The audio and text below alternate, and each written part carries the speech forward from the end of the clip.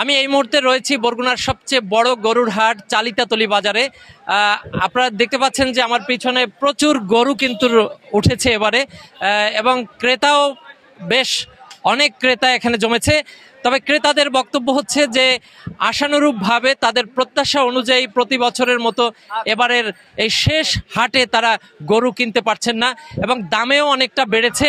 আর এখানে যারা বাজার লিজ নিয়েছে সেই লিজ কর্তৃপক্ষ জানিয়েছে যে প্রতি বছরের মতো যে কালেকশন তারা করেন এই হাটে কিন্তু সেরকম কালেকশন নেই।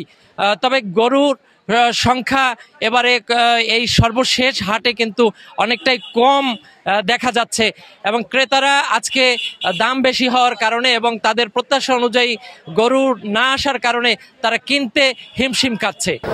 রাত পহালে এই পবিত্র ঈদুল আজহা শেষ মুহূর্তে তাই যশোরের 19টি পশুর হাটে জমজমাট কেনাবেচা চলছে।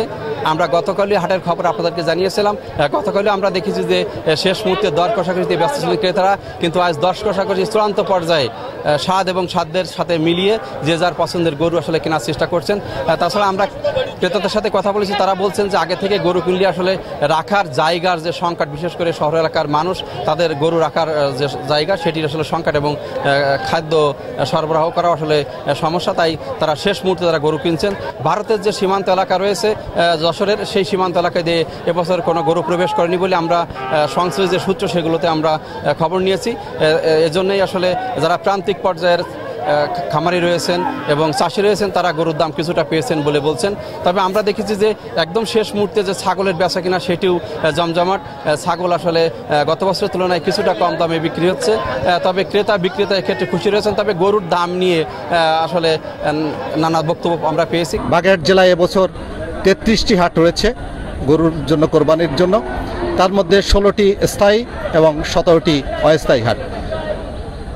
খুলনা মংলা মহাসড়কের খুব কাছেই এই হাটটি অবস্থিত হওয়ায় বাগেরহাট শহর থেকে যেমন এখানে ক্রেতারা গরু কিনতে আসছেন, পার্শ্ববর্তী খুলনা শহর থেকেও আমরা দেখেছি অনেক ক্রেতা এই হাটে গরু কিনতে এসেছেন।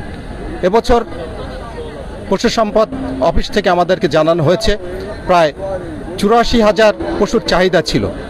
সেই হিসাবে বিভিন্ন খামার থেকে প্রান্তিক খামারিরা তারা কিন্তু 85,800-র বেশি পশু কোরবানির জন্য প্রস্তুত রেখেছেন।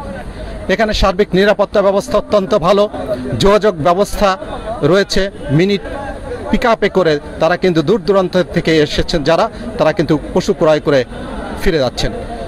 সবথেকে মজার ব্যাপার, প্রতি বছর প্রান্তিক চাষিদের একটি আশঙ্কা থাকে যে ভারতীয় গরু এখানে প্রবেশ করবে। আমি যতটুকু খোঁজ নিয়ে জেনেছি বাগেরহাট জেলার 33টি যে হাট রয়েছে কোনো হাটে এবছর ভারতীয় গরু কিন্তু আসেনি। ফলে প্রান্তিক খামারিরা তাদের লালন পালন করার যে পশুগুলি তারা তাদের ন্যায্য মূল্য পাচ্ছে, ক্রেতারাও খুশি, বিক্রেতারাও কিন্তু তারা খুশি হয়েছেন।